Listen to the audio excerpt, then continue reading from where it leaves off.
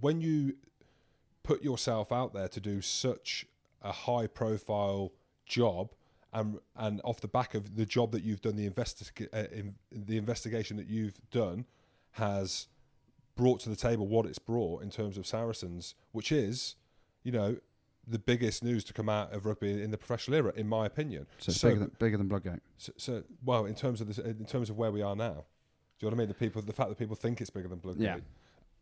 With that, we're allowed to sit here and ask the questions. Oh yeah, no, I appreciate it. So that's part of it, isn't it? Yeah. So the findings. I'm interested to know what other clubs.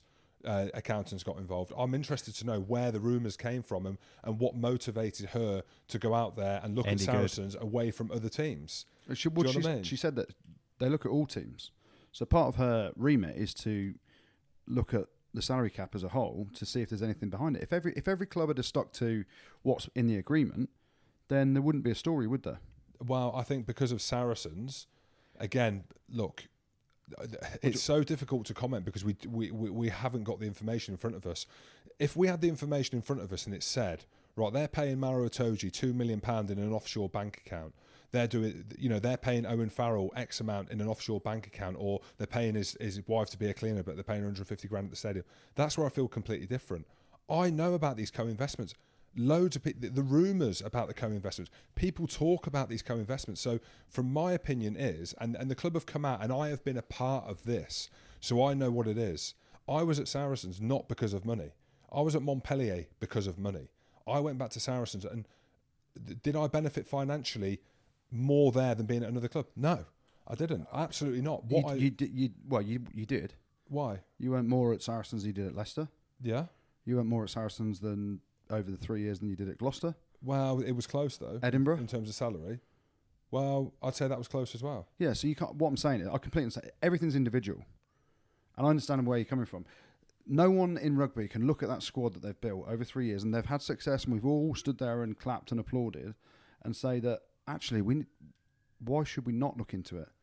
Of course, you're going to look into it. If you were a player at another team, or if you're Rob Baxter, these co-investments, what would annoy you about them?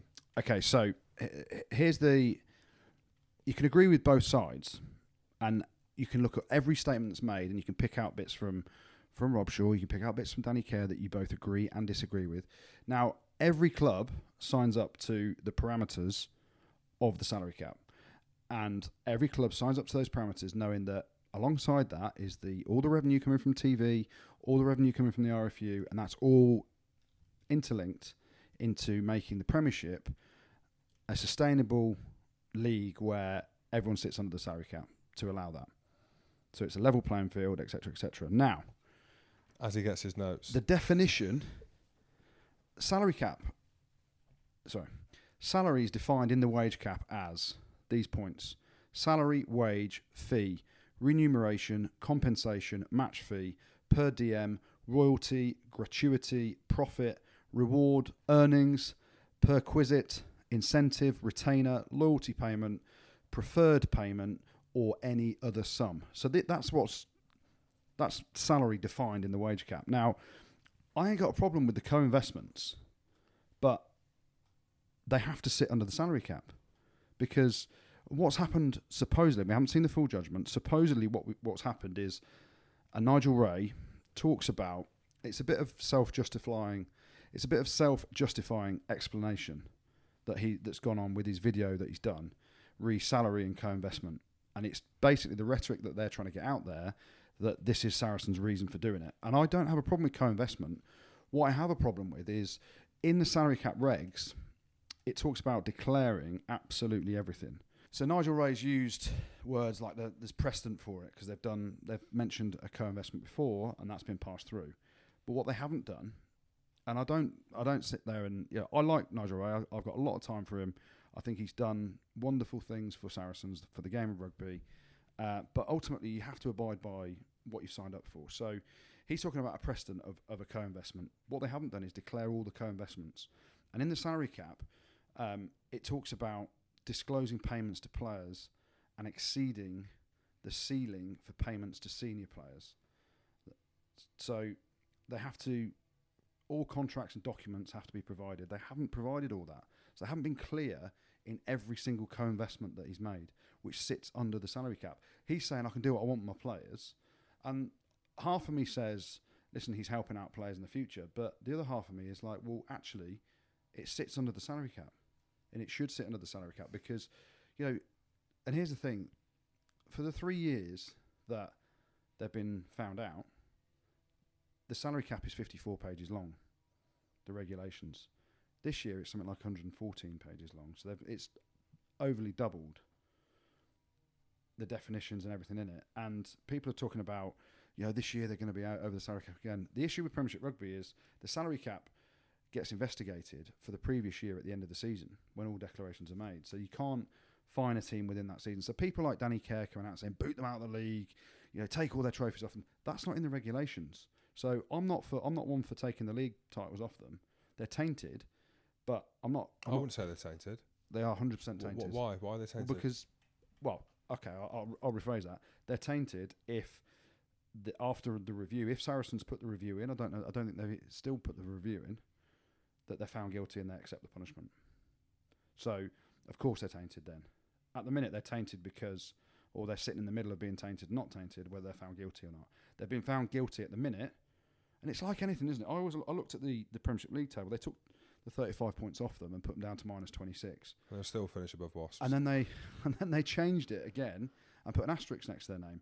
If you've committed a crime, you go to jail, and then you appeal it from jail. So why aren't they put at minus 26 before the weekend's game? Anyway, I don't know, but I'm good. You go through all that information, and clearly there's an emotional attachment there because of my time at the club that had nothing to do with money; it had to do with people. And Nigel Ray and the Ray family, Lucy Ray, the people involved there, great people at the club. That's the thing; they're great people, and I genuinely think, hand on heart, that they want to do the best by the people at the club. They do. But hang on. Let me just say another thing. You keep talking. I've been at other clubs before where you talk about contractual law and you talk about signing contracts and you're signing up for that, where players will be at the club, even if they've been there for 4 or 5 years, they'll wreck their knee, and contractually after 6 months, you have to... 26 weeks. Contractually after 6 months, I think it is. Yeah, 26 weeks of a... injury, then you get your salary halved, and then after the 12 months you can have your contract terminated. Saracens would never do that, ever. But other clubs do. When I was at Gloucester, they did. Okay, and but that's a personal choice, though. Well, a personal choice from who? The club. Yeah. Well, that's what it's in a contract. Yeah. It is in a contract, but I just think in terms of the player welfare, and I'm going to keep. Yes, there's all this other stuff that you're talking about, but I'm talking about from an emotional and having been inside that camp. And I'm sure this stuff will unfold, and whatever's going to come out of it is whatever. But I need to, because we have got a platform, and you've given your opinion, Danny Kerr's given his opinion, Rob Shaw's given his opinion, Rob Baxter, and thousands of other people on social media. We've got a platform here where I'm allowed to give my opinion. I agree, James. And that's what I mean. And that's Please don't punch me. No, I'm not. It's not about that. It's just that's how I feel about the situation, and it will all unravel. I don't think it's done with any malice. I think it's all been done with good intent. And look, if you want to look at it, so say they couldn't afford Marrow, they couldn't afford Owen, they couldn't afford the Vunipolas, they'd have to go and play. They'd have to go and play in France, then, won't they? Why? So then what? They could go to another Premiership club. Who's going to afford them then? But this is the thing. If they go to another club, they're worth double probably what they're getting paid at Saracens. But I doubt that very much. No, not at all. And what I'm saying is, it's a part of the salary cap, part of the reason behind the salary cap. Listen, I completely understand where you're coming from because you're emotionally attached to it. And they've not, like some people said, no one's died. What they've done is they've enhanced people's lives, but they've enhanced people's lives outside of the regulations that they've signed up for as a club. And that's the debate, whether it's a debate of right and wrong. They've done a lot of right for a lot of people, but they've gone outside the regulations of what they've signed up for as a club in terms of what is allowed within the salary cap for the Premiership. Now, you look at wages over the last 3-4 years. Where have they gone? They've skyrocketed, right? Especially with the top players. And what's the reasoning behind? What's part of the reasoning behind that? Well, I think that the initially when 3 or 4 players get bumped up, the rest of the players want paid the same amount of money. Right. So the market dictates what players get paid. Now, there's a couple of things that Saracens do, and whether people know about this or not, there's a couple of things Saracens do and other clubs struggle to do. So Saracens have been able to hold on to all these superstar England players that they've brought through the academy that have got better and better. But they've also added a lot of extra talent as well. And I hate bringing it back to Harlequins because I know it's a different story there. Quins won the league in 2012, whenever it was, and they had a core of England players. Everyone knew at Quins when that core of England players weren't playing, when they're away with England, when they're away injured or whatever, the next tier of players weren't good enough because they supposedly stuck within the salary cap. Now, Saracens, Maro, Crusoe, playing for England. In the years we're talking about, by the way, they had Big Willie Skelton and Big Jim Hamilton. You're a 63 cap international. Guilty. It's only Scotland, but it is what it is. Will Skelton, a Wallabies international. Yeah, I know where you're going with the depth of the squad. Depth of the squad, so that's the difference then. But then the other thing that not anyone's talked about yet, and I know on first hand, a lot of these Saracens players don't have agents that do their rugby contracts. And I'd say there's a huge percentage of that squad that do their contracts with people at Saracens. So they don't have an agent, they have a commercial agent. Farrell's got a commercial agent. Marrow's got a commercial agent. Do those players individually do their deals with Saracens? Yes, they do. So when you're talking about whistleblowers, when you're talking about what is the market, when you're talking about a player being touted around other clubs, there's no agent involvement in any of these deals at Saracens because agents won't deal with Saracens now. Some of them won't because they know that Saracens will take the player, then get them to get rid of their agents. The agent loses all his fees and the agent doesn't do the deal, so the player does the deal with Saracens directly, so no one knows what they're earning, and which is then the secrecy, the confidentiality. It doesn't get out into the public domain of what they're being paid, how they're being paid. I think that should be out in the public domain. I think salaries should be like it is in America. Here's one for you. I'm going to throw a crow amongst the rats. So while we're talking about it, we're talking about rumours and we can talk about that and we can make speculation. Do you think other clubs then are breaking the salary cap? I believe other clubs have at some point broken the salary cap. Do you think they are breaking the salary cap though? Right so now, you look at the quality of players that some teams are signing. You look at teams now, they want to catch up with Saracens because everyone knows they're breaking the salary cap. What they've done, what Saracens have done in the way they've done it, is the market's now shot up massively and players are getting paid a hell of a lot more, which, as an expert, let's just be honest about it. Every contract I went for in my career, bar one, was the biggest contract that was on the table for me. Are there other clubs that are breaking the salary cap though, Goody? I believe there has been, and I believe, you know, Would you think I said it on BT Sport on Sunday. What's you look quite lean on TV actually. Mate, black slimming. There's been rumours that 3 or 4 years ago, 2 clubs, namely, from what I hear, this isn't factual or factual, James. Saracens and Bath got a undisclosed behind closed doors fine.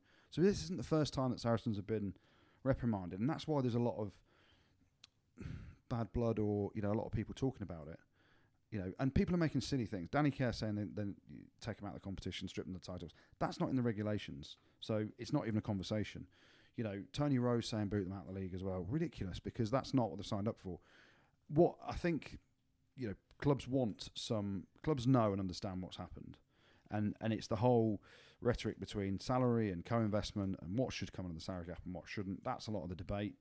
But ultimately, Nigel Ray said they made mistakes and didn't disclose all the payments in his own video. And he said, that's a mistake that I'll take on the shoulders. It was an admin error between my family office and the club. That doesn't sit well. That's just, you know... So just answer my question quickly. Do you think there's anyone now, in this current climate, in the Premiership at the minute, they're breaking the cap? In your opinion? In my opinion, I'd say only Saracens.